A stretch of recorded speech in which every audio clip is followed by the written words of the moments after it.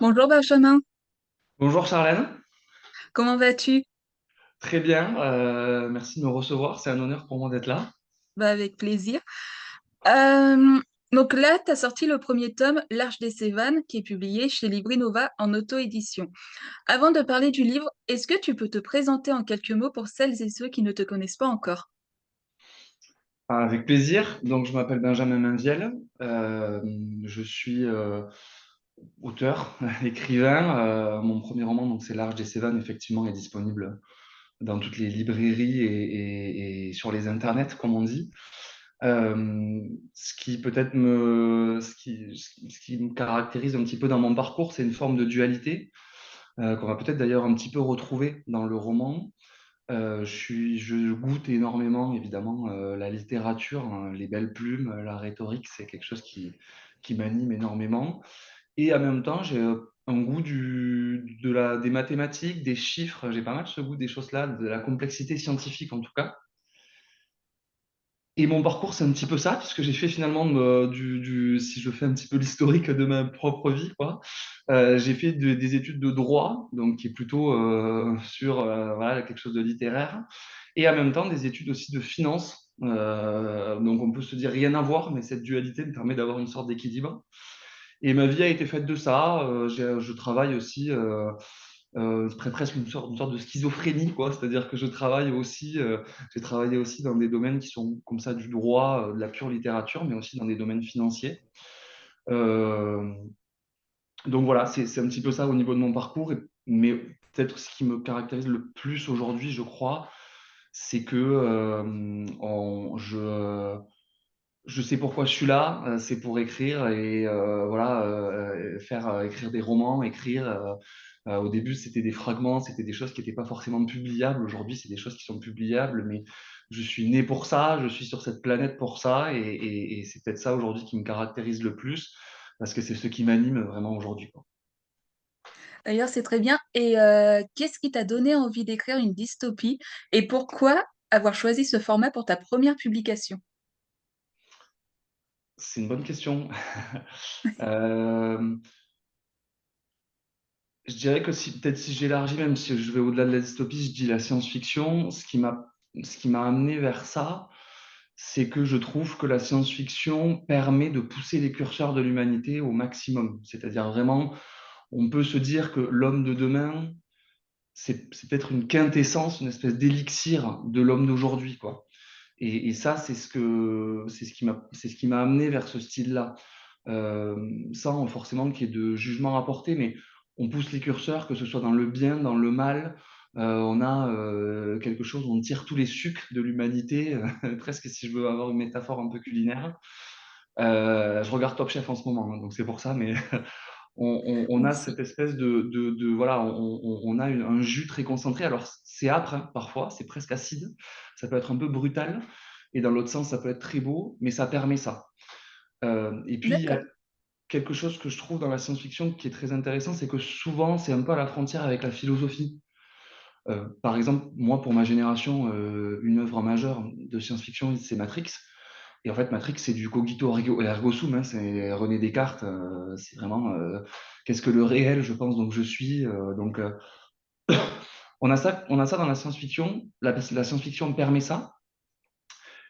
Et puisque ça répond un petit peu, enfin, ça fait comment dire, un espèce de rappel de ce que je disais juste au-dessus, c'est-à-dire que ça permet d'amener cette dualité aussi. Ça permet d'avoir un petit peu ce côté science, un peu tech, un peu complexe, un peu Mhm. matheux, quoi. Et en même temps, d'utiliser la plume pour décrire ça avec la beauté la plus grande possible, quoi, j'ai envie de dire. Utiliser la rhétorique et le style classique pour pouvoir le décrire au mieux, quoi. Oui. Et on voit que ton monde, La Rocheuse, intrigue dès les premières pages. Peux-tu nous décrire quelques phrases de ce qu'est La Rocheuse et ce qui la distingue des autres mondes dystopiques?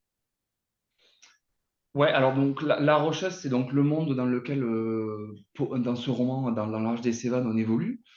Les personnages évoluent. Euh, alors, on est dans La Rocheuse, donc déjà pourquoi on est là? C'est-à-dire que donc c'est comme tu l'as dit très justement, alors c'est science-fiction dystopique post-apocalyptique. Il y a un événement. qui s'est produit, qu'on appelle le chaos dans le roman, et qui a éteint le monde tel qu'on le connaît. Donc le monde, bien évidemment, du lecteur et notre monde à nous. Euh, Pendant cet événement-là, cette entité, qu'on appelle les Sévanes, ont sauvegardé toute la connaissance de l'histoire de l'humanité, toute la mémoire, toute l'histoire, dans un endroit qu'on appelle l'Arche. Donc c'est l'Arche des Sévanes. Cette arche, il est sur la rocheuse. Et donc ensuite, ben, une nouvelle humanité renaît, un petit peu comme un phénix, autour de cette arche-là. Si je dois le décrire un petit peu, c'est pas forcément ce qui est le plus important, mais ça s'appelle la rocheuse aussi parce qu'en fait, c'est une sorte d'île ou une presqu'île. C'est assez flou, la notion de géographie, d'espace et de temps est assez floue dans le roman volontairement. Ça permet au lecteur de se projeter son monde à lui. Mais on a des montagnes en gros en haut à droite, en haut tout en haut et à droite. Donc on pourrait dire au nord et à l'est, on a des montagnes. Et sur le côté gauche, à l'ouest, on a une espèce de rivière qui s'appelle l'Abondance, qui aura d'ailleurs une importance assez dans la suite du roman. Et en bas, on a ce qu'on appelle les rives de l'Arara, qui sont une espèce de plaine, une mer infinie avec des algues, recouvertes d'algues. Et donc l'arche est sur cet endroit-là, et eh bien, les personnages évoluent autour de cette arche, ils font leur histoire autour de cette arche. Euh, Évidemment, ça pose des milliers de questions qui sont posées dans le roman, c'est-à-dire ce qui est enregistré, la question de ce qui est enregistré dans cet endroit-là, la véracité, le questionnement de d'où ça vient, pourquoi c'est là, etc. Voilà, je dirais aussi peut-être ce qui est intéressant dans La Rocheuse, c'est que c'est vrai que c'est un monde dystopique, mais c'est surtout un monde post-apocalyptique. Et finalement, on n'a pas ce côté qu'on peut avoir, parce que comme enfin, tu m'interrogeais, c'est assez juste, qu'est-ce qu'il distingue des autres mondes dystopiques? C'est vrai qu'on en a beaucoup, des mondes dystopiques, beaucoup de romans qui vont là-dessus. Ce qui le distingue, c'est qu'il n'y a pas de... on propose un homme de demain, mais on ne porte pas de jugement dessus. C'est pas dégénérescent, c'est pas déliquescent comme on peut l'avoir dans beaucoup de dystopies, justement, parce que dystopie, ça veut dire qu'on décrit un monde forcément dégénérescent, déliquescent. C'est pas forcément le cas. Il n'y a pas une notion de bien et de mal extrêmement encapsulée. Elle n'est pas projetée dans des personnages. C'est complexe, c'est ambigu, c'est ambivalent. C'est un monde d'après, mais il n'y a pas de jugement porté sur ce monde d'après. Et ça, c'est peut-être la richesse de cette rocheuse et du coup du roman, c'est qu'on n'a pas ce côté, voilà, demain c'est forcément terrible, noir, etc., quoi. C'est ambivalent, en quelque sorte. D'ailleurs, on le ressent fortement dans dans ton roman. D'ail De plus, Ouais, on l'eau, bascule sur la le data tutoiement, on a eu beaucoup ouais, d'échanges, donc on va y revenir sur le tutoiement donc parce de que plus, ça me va l'eau, la complètement. data, les triplicats, l'égalité illusoire, ton monde est ultra structuré. Quelles sources d'inspiration t'ont influencé pour créer cet univers? Alors oui, c'est vrai que le monde est assez structuré. Alors la science-fiction amène nécessairement un petit peu ça parce qu'on rentre tout de suite un peu dans quelque chose de technique, même si comment dire, c'est pas central non plus dans le roman, hein. Mais voilà, la source d'inspiration, en fait, c'est le présent.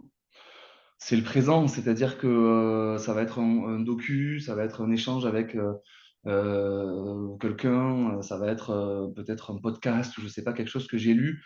En fait, donc, tu évoquais l'eau qui manque.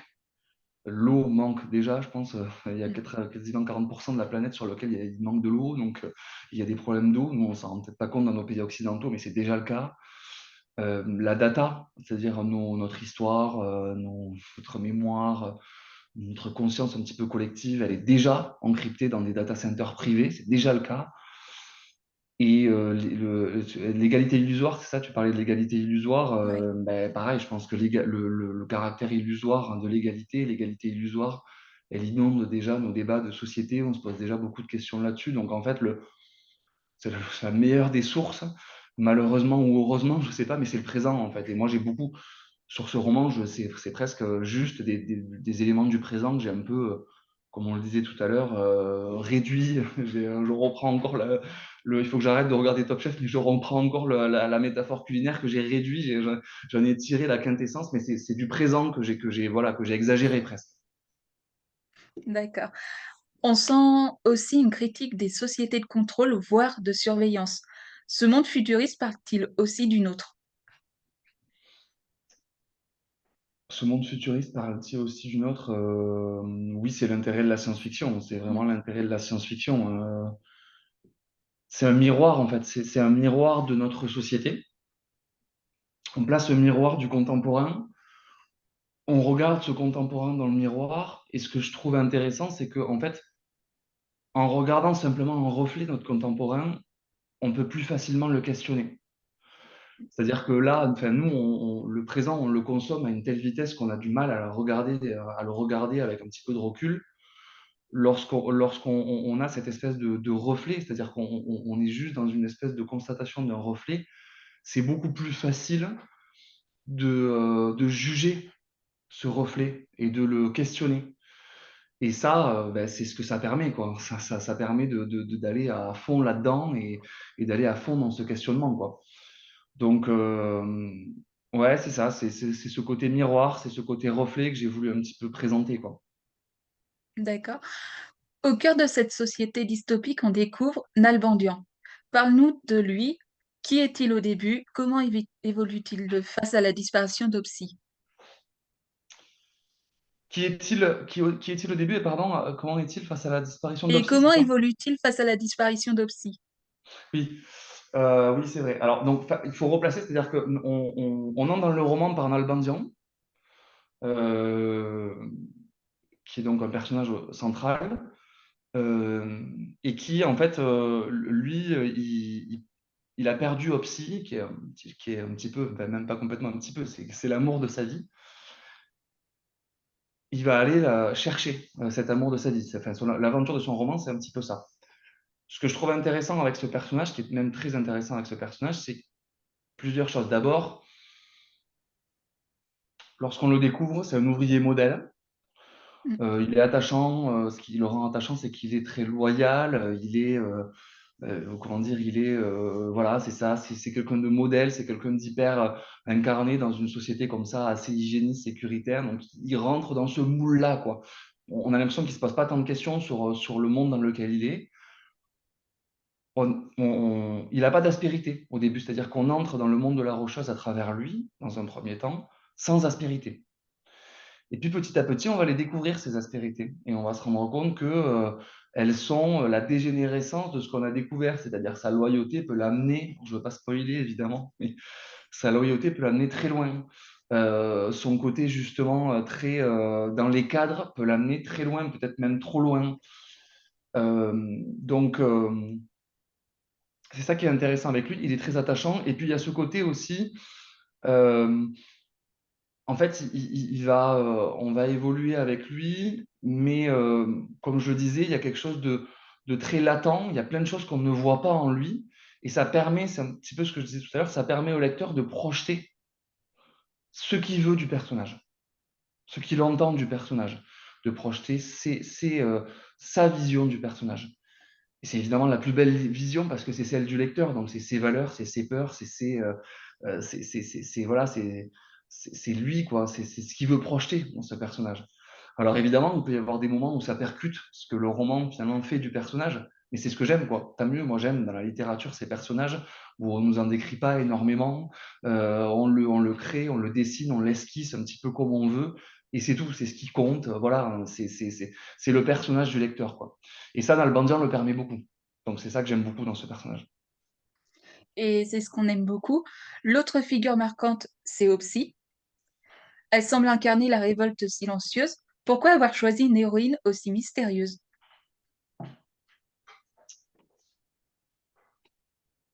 Ah, alors, la révolte silencieuse, c'est assez joli, c'est bien trouvé. C'est exactement ça. Il y a dans ce personnage Opsy, qui là aussi est central, et très important dans le roman, quelque chose une espèce une détermination mutique, quelque chose de latent. On sent qu'il y a quelque chose qui couve, mais on a un petit peu de mal à comprendre ce que c'est au départ.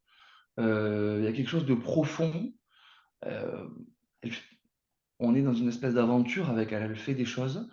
Pourquoi elle les fait? Qu'est-ce qui fait qu'elle est là? Qu'est-ce qu'elle fait? On va le découvrir petit à petit, mais il y a une espèce de puissance, quelque chose en germe, quelque chose qui est là, mais qu'on n'arrive pas tout de suite à déterminer. Là aussi, ça, c'est une espèce c'est caractéristique peut-être de l'auteur, mais encore une fois, c'est ce que j'aime. Finalement, Opsy, et là aussi, je ne veux pas trop spoiler, donc c'est difficile. Il faut que j'arrive à rester un peu en surface en expliquant ce que j'aime dans ce personnage. Mais finalement, Opsy, elle a parce que cette chose qui couve, c'est une forme de fragilité. Et au fond, c'est-à-dire qu'on voit sa puissance, on voit sa détermination, elle est évidente, hein, même si elle est une forme de mutisme, mais on la voit. Mais il y a quelque chose qui couve, c'est sa fragilité. Sa fragilité, c'est qu'elle, pour savoir où elle va, elle a besoin de savoir qui elle est. Donc là aussi, on retrouve la philosophie, comme d'habitude, comme d'hab dans la science-fiction. Et donc elle a une quête très nette, hein, dans le roman. Elle a une aventure. Enfin, on suit son aventure on goûte un petit peu son aventure, mais cette aventure, c'est une sorte d'allégorie finalement de sa quête intérieure, qui est en fait une quête d'identité, à laquelle on peut tous s'identifier en quelque sorte. Oui. Et il existe également d'autres personnages, dont Ab et Egon. Tu Oui. multiplies les points de vue dans ton roman. Est-ce, était-ce un choix dès le départ ou une nécessité narrative? Alors, bon, déjà, quand on dit les noms, on a l'impression que il y a beaucoup de noms un petit peu. Il y a cette complexité sur les noms, hein. C'est bon, c'est quelque chose dans le roman qui. Je pense qu'on arrive assez rapidement en fait à les identifier, ça va. Mais j'avais aussi ce besoin peut-être d'avoir ces noms du futur, quoi. Donc c'est vrai, quand tu les dis comme ça fait une espèce de litanie, de kyrielle de noms un petit peu étranges. Mais on arrive à les identifier normalement assez rapidement. Euh, du coup, je me suis perdu sur la question, pardon, en Alors, disant la ça, parce que j'ai question, bloqué pour les noms. c'était, était-ce un choix dès le départ ou une nécessité narrative? Oui, tout à fait, pardon. Oui, c'est les deux en fait. C'est-à-dire que, alors bon, c'est un choix. C'est-à-dire que moi, je pense que mon écriture, elle est toujours comme ça parce qu'en fait, l'humanité est tellement riche. Il y a une espèce de nuancier de conscience tellement intéressant que, en fait, j'ai la chance d'être auteur de romans. Et l'une des chances de ça, c'est que ça me permet de venir parcourir cette multiplicité, de venir incarner des personnages, de rentrer dans eux, pourquoi ils font ça, pourquoi ils sont là, qu'est-ce qui les anime, qu'est-ce qui explique ce qu'ils font. Donc ça, moi, j'aime cette multiplicité.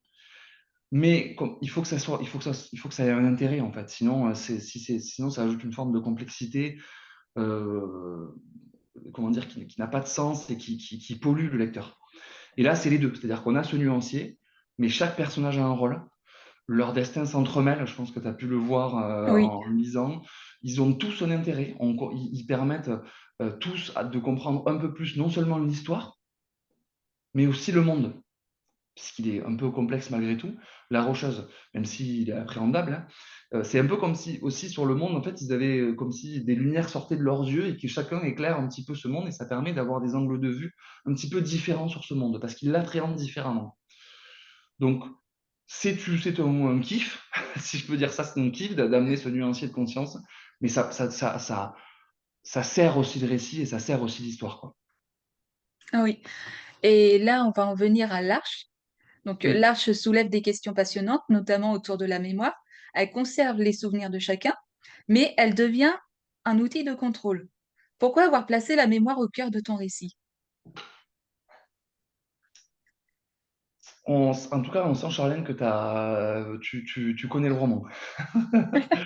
C'est incroyable, très, très jolie J'ai un lecture. esprit très analytique.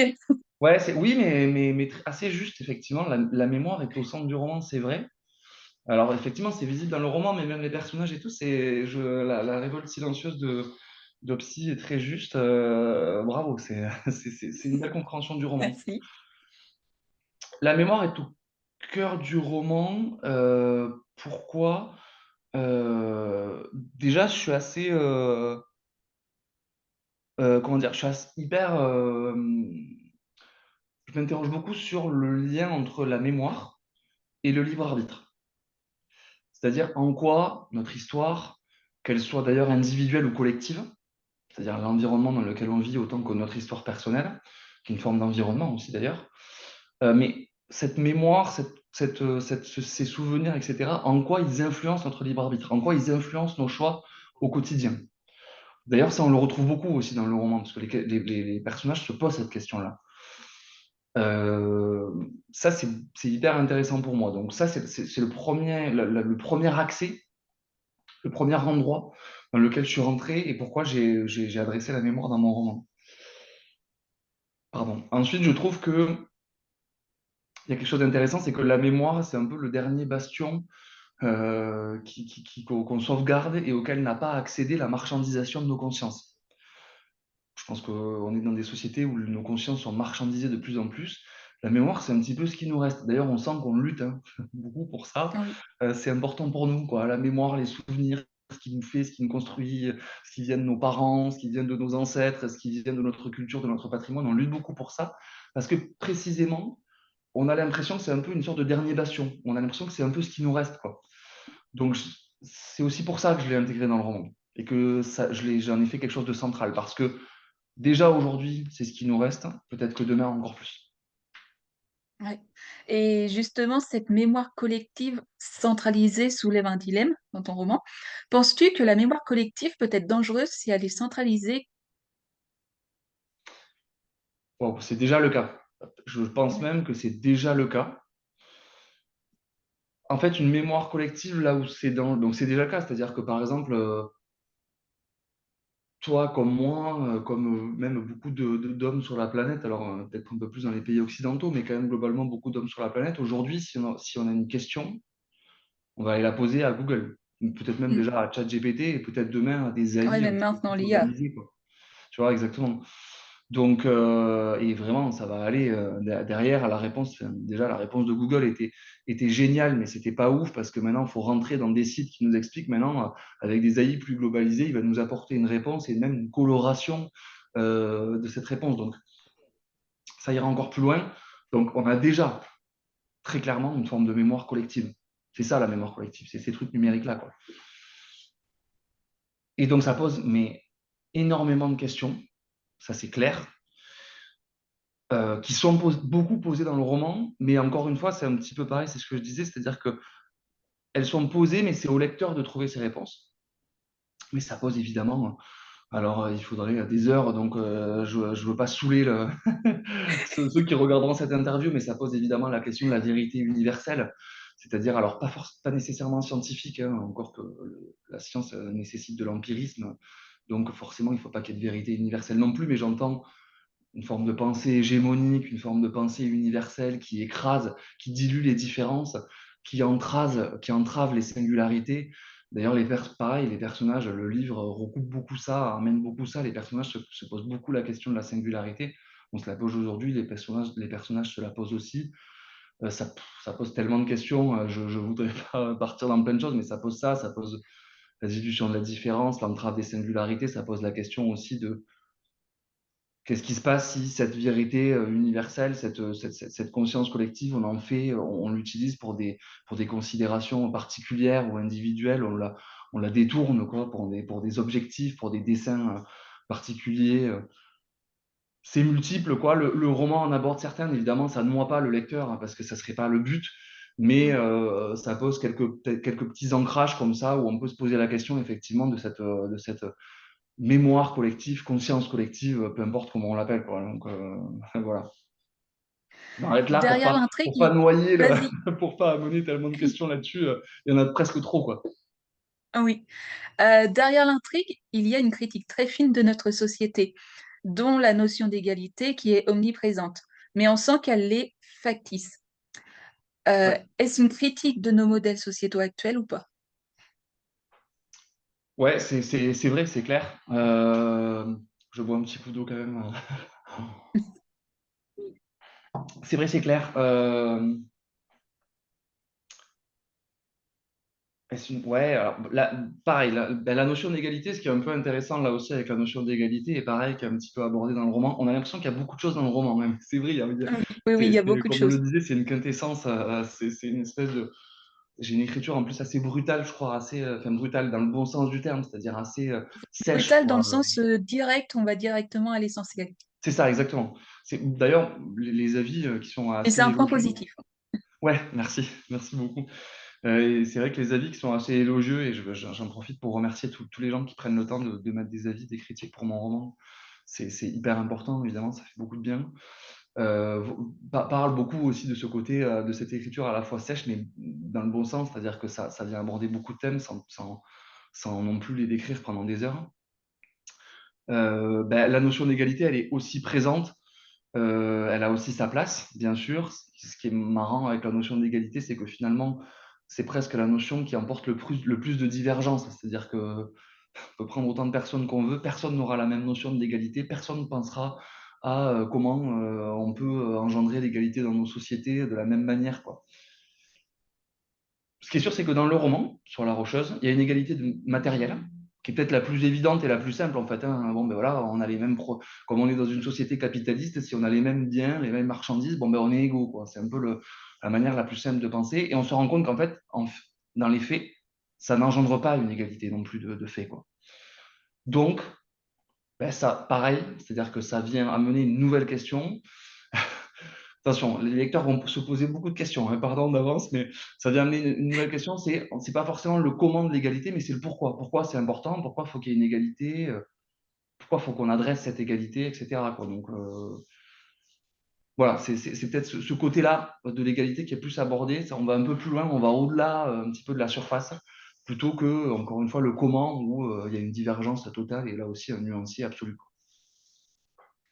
Dans ton roman, il y a un vrai propos autour de la technocratie, de l'intelligence artificielle et de la place laissée à l'humain. Quelle était ton intention à ce sujet?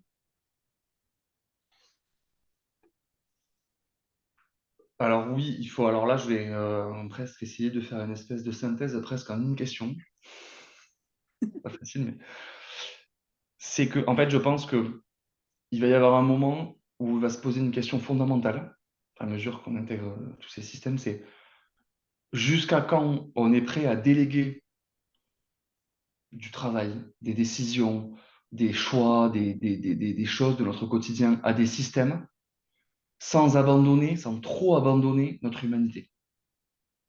Je la refais. Jusqu'à quand on est capable d'abandonner nos décisions à des systèmes sans trop abandonner notre humanité? À déléguer des systèmes sans trop abandonner notre humanité. Ça, c'est la question qui va se poser. Je prends un exemple tout simple. Par exemple, l'homme est un animal social. D'accord.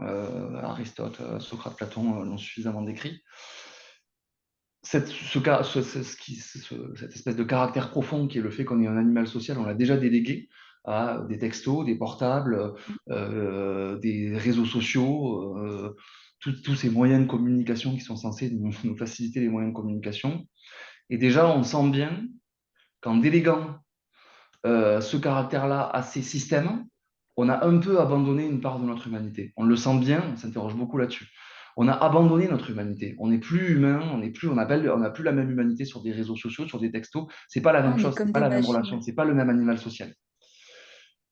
Donc ça, c'est la grande question. D'ailleurs, c'est presque même au fond la grande question du roman, en fait. Et c'est ce qui m'a d'ailleurs au début, c'est la jeunesse du roman. C'est-à-dire cette question-là. C'est au départ, quand j'ai commencé à écrire ce roman, quand j'ai commencé à écrire L'Arche des Cévennes, que j'ai commencé à décrire la Rocheuse et les personnages qui évoluent sur ce monde-là, c'est la question que j'ai voulu poser. Et en fait, pourquoi il y a cette question? Tout simplement pour une raison très simple, c'est que le système, il a une logique mathématique, alors que l'homme, l'être humain, il a une logique chaotique. C'est chaotique. C'est amené par les émotions, par les sentiments, ça n'a pas forcément de rationalité, et heureusement, c'est ce qui fait que c'est génial. Et donc, à un moment donné, ça se percute. On n'arrête pas de déléguer au système. On n'arrête pas c'est ça, de déléguer au système plein de choses. Il va falloir qu'à un moment donné, on se pose la question de qu'est-ce qu'on fait. C'est-à-dire, qu'est-ce qu'on fait? Est-ce qu'on impose au système d'être chaotique? C'est un peu ce qui arrive avec les intelligences artificielles, c'est-à-dire qu'on essaye d'engendrer une espèce de forme d'humanité dans le système, ou est-ce qu'on se transforme complètement en des êtres totalement mathématiques et rationnels, et donc on détruit notre humanité, quoi. Qu'est-ce qui se passe? Quand ça se percute, qu'est-ce qu'on fait? Et plus le système prend de la place, plus on se pose cette question. et plus il va falloir y répondre. Donc voilà, répondez-y. Je sais pas, peut-être sous la vidéo, Vous avez 4 dans heures. le blog ou sous YouTube, je sais pas, vous mettez vos commentaires. Comment on va répondre à cette question? Allez-y, quoi. Laissez libre cours à votre imagination. Passons maintenant à l'envers du décor, l'écriture. Combien de temps t'as pris l'écriture de ce premier tome et quelles ont été les principales difficultés rencontrées? Ouais, c'est pas plus mal. Là, on a été très philo, donc Nous, on revient faut qu'on très revienne terre à à terre du là. concret, quoi. Comment on écrit un roman? Euh, alors, donc du coup, mon roman, il est en deux parties, et uniquement deux parties. Donc, L'Arche des Cévennes 1, L'Arche des Cévennes 2. D'ailleurs, j'écris des romans que j'aimerais bien lire moi. Ils sont assez courts, hein, ils font 300 pages. Du coup, je l'ai pris là. Vous voyez, je le présente. Voilà, c'est pas des romans extrêmement longs. Parce que moi-même, j'aime pas les espèces de pavés de 500 pages. J'ai tendance à un peu décrocher. Et j'aime pas non plus J'adore la littérature, mais quand c'est trop long, je décroche. Et j'aime pas non plus comment dire, ce qu'on a souvent en science-fiction, ou en fantastique ou dans la fantasy, les séries qui ont 7-8 tomes. Au bout d'un moment, c'est bon, quoi. On a compris le monde, on n'a plus envie de lire ça. Donc voilà, j'écris ce que j'aimerais lire. Donc l'Arche des Cévennes, c'est deux parties uniquement, mais deux parties d'environ 250-300 pages. Tu me disais que toi, tu l'avais lu assez rapidement et que tu avais goûté Oui, ça aussi, tu avais apprécié ça. Eh bien, ces deux parties, ça m'a quand même pris 4 ans. Donc, parce que j'ai la partie histoire, bien évidemment, j'ai la partie monde, etc., l'histoire des personnages, évolution des personnages. Et puis après, je pense que tu l'as vu, c'est très écrit. Il y a une plume extrêmement travaillée, donc j'ai une espèce de labeur, de besogne, de reprise infinie du roman pour avoir quelque chose qui me convient et qui est extrêmement écrit, à la fois très sec, mais en même temps très écrit, très poétique, quoi, très musical, une espèce de lecture où ça peut se lire comme ça très facilement, quoi, ça accroche pas. Donc voilà, l'Arche des Cévennes, les deux parties m'ont duré 2 ans, 4 ans, pardon. Et puis c'était aussi, en quelque sorte, même si avant j'ai écrit plein de choses, hein, c'était vraiment le premier moment de ma vie où j'écrivais quelque chose que j'avais publié après. J'ai déjà écrit des romans après qui ont été lus, des fragments de choses. D'ailleurs, c'est rigolo parce que du coup, je vous livre une petite anecdote intime, personnelle. Quand mon père a lu L'Arche des Cévennes, il m'a envoyé des lettres que j'avais envoyées à mes parents. Il y a de ça, j'avais peut-être, je sais plus, 15 ou 16 ans, ou 18, je sais plus, enfin, on ne se souvient plus exactement, c'est un peu fou. C'est un peu discursif ce moment-là, quoi. Mais j'avais envoyé des lettres, et en fait, quand on relit ces lettres, c'est mais vraiment exactement le même style. C'est assez hallucinant, quoi. C'est-à-dire, c'est le même style que mon style d'aujourd'hui. Alors, c'est à l'état de germe, hein, c'est-à-dire que c'est vraiment au tout départ, c'est-à-dire que c'est pas exactement, hein, ce que j'écris aujourd'hui. Mais voilà, du coup, ça remet notre question philosophique entre l'inné et l'acquis. C'est-à-dire en quoi on a le talent dès le début ou en quoi on l'acquiert, pareil avec notre environnement, mais c'est assez hallucinant. Donc voilà, je l'ai depuis le début, cette chose-là, mais l'Arche des Cévennes, c'est vraiment le moment où j'ai vraiment écrit quelque chose qui d'ailleurs a été publié ensuite et qui fonctionne d'ailleurs assez bien aujourd'hui et qui est donc en deux parties et qui, du coup, pour répondre à la question initiale, a duré à peu près 4 ans d'écriture, quoi. d'accord. Et bien sûr, ce n'est qu'un premier tome. Alors forcément, on a envie de savoir, tu annonces sur tes réseaux sociaux une duologie. Peux-tu nous en dire plus où en est l'écriture du second tome? Ouais, diptyque, duologie, donc c'est ce que j'ai un peu répondu du coup à la question Oui, au-dessus. Mais le second tome, il est fini, il est terminé. Maintenant, il est en correction et pareil, il va être édité dans pas très longtemps. Donc, on est quoi? Je regarde sur l'ordinateur, on est en avril. Donc, je pense qu'on devrait l'avoir assez vite, peut-être juin par là. L'œuvre, l'œuvre, l'œuvre artistique et la littérature implique une latence assez importante entre le moment où on écrit, le moment où on cherche un éditeur, le moment où on corrige, etc., le roman, enfin l'éditeur corrige, on choisit la quatrième de couverture, etc. C'est long, mais là, on est déjà chez l'éditeur, donc je pense qu'en juin, ce sera OK, quoi. d'accord. Pour finir, une question pour les curieux et curieuses Non, qui non, aimeraient te déjà, on suivre dans finit la suite déjà. de ton parcours.